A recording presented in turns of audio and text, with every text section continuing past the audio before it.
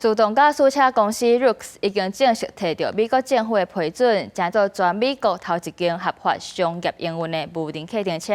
也這邊表示講，無人客停車已經正式進入營運賺錢的新時代。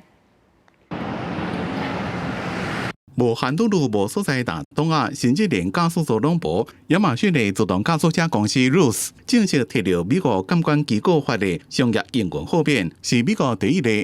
It's kind of scary at the first time, but like when I just got used to it, it's really cool and chilling. Like I really love the music and how you can like adjust temperature like this.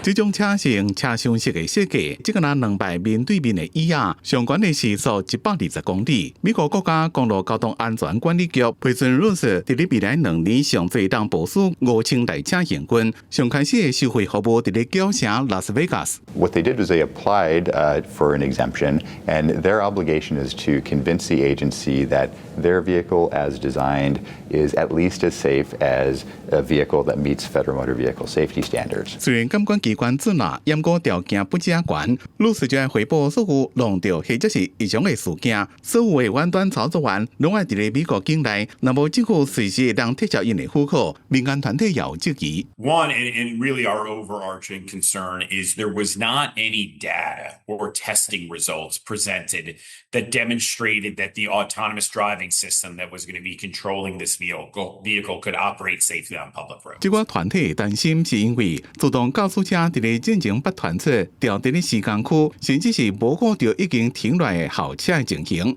Roox 最近也認為無法度偵測構件，緊急調回105台車換新軟體。面對着威摩加特斯拉的競爭，Roox 雖然先搶到牌，不過敢會當得到消費者的信任，真正的挑戰才拄要開始。公視新聞4派選編譯。